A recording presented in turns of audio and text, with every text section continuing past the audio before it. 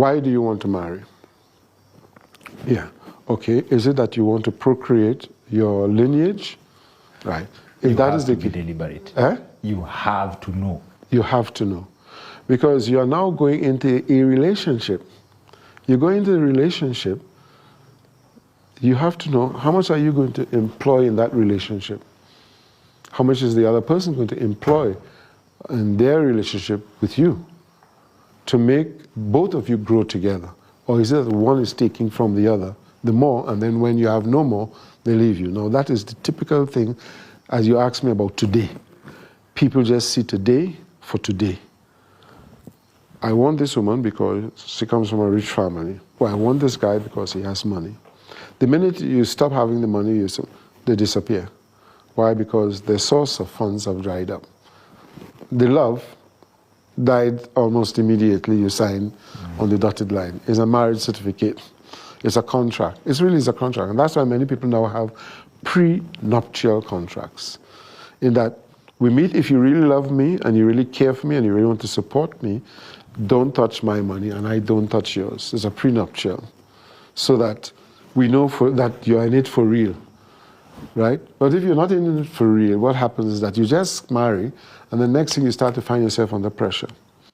What happens to the men and the women who are married? Who dies first? For the most part, I think statistics support men die first. And I know the statistics, but do you know the statistics? It's about 60 to 70% of men die before their mate. Yeah, it's very high. And stress is being driven to be successful for their wives and children. Everything falls on him. He suffers in silence. Being driven to be successful or being pressured to be successful? Both. Isn't because some people drive you. Like, okay, Michelle Obama drove Barack to be successful, isn't it? But it wasn't pressured. She was driven. So I'm saying there are two aspects. Then there's pressure. The pressure is, oh, I've seen the neighbor driving a Mercedes, I want one too. You're pressuring your husband to make sure, because you want to be living like the Joneses. You understand? Yeah. So she's pressuring you. You work night and day, night and day, night and day until you get the money. We finally got it. Then she steps up the game. Oh, you see, now they have the latest washing machine. Why don't we have that? Those are red flags. Of course. Okay. They are red flags. Because she's not interested in driving you to success, but she's pressuring you for success because there is something that she's gaining from it, right? Is it status? Is it relevance? Is it social climbing? What is it? It's a combination of all of those, most times. So you need to know why you're married. You need to know why you're married. What is the partnership about? What are you partnering for? Are you partnering for each other? Are you partnering to help me get to there?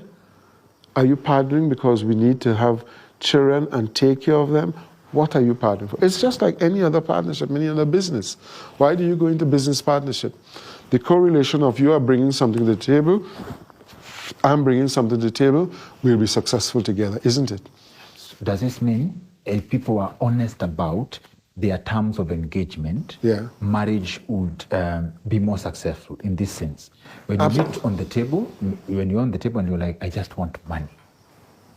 And you're willing to provide that as long as you can afford it. And you will understand that when money runs out, I need to leave.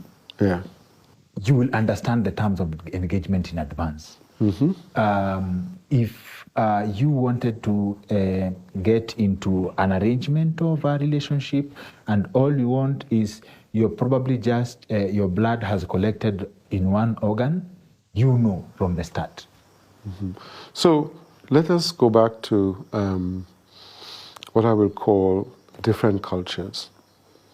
How do the Arabs do it? Arranged marriage. Thank you. How do the Indians do it? Arranged marriage. Thank you. Now you're getting to the point. What happens? What do they do? Right? Or what we call blue blood, royal blood. What do they do? I say, look, this is not about love. It's never about love. It's about these families need to grow and make money together and keep the names of the two families growing. So I've arranged a girl for you. I've arranged a boy for you. When you reach this age, you all are going to marry. The two families are combining their wealth, their status together. They will eventually maybe get to love each other, but they are going to stay together because the two families have put them together for a reason. It's an arranged marriage because there is benefits to the two sides. It's a win-win. It's a partnership. So they are practicing it in a real way, in that they are having a partnership, which is really what marriage is all about. It's a partnership. And each one has to win. Each one has to gain if it is a real partnership, because the success of you both are going to create, a success for the unity of the two sets of people. So the idea of meeting in a club and you all of a sudden love each other is a lie. It's a lie. It's all nonsense. You are targeted. I am just dealing with a situation now, right now, where a friend here in Kenya was targeted by a young man, right? Paid somebody to find out enough about her, right? Got into her business, and they got together. She made him the manager in his business. They got together. Yesterday, he tried to strangle her to death. Yesterday? Yesterday. She's now gone to the police today. I'm not joking. This is real practical. Real practical. Meeting in a club, and people target people. They have an agenda. So when you go to a club, what do you think women in a club are doing? They're very clever. You might think they're drinking, I love you, blah, blah, blah. What they're doing is they're targeting you. If you don't have your P's and Q's, right, they're targeting you. They already know he has a flash car, he's buying all the drinks, he has money, he has wealth. They come straight to you, beeline.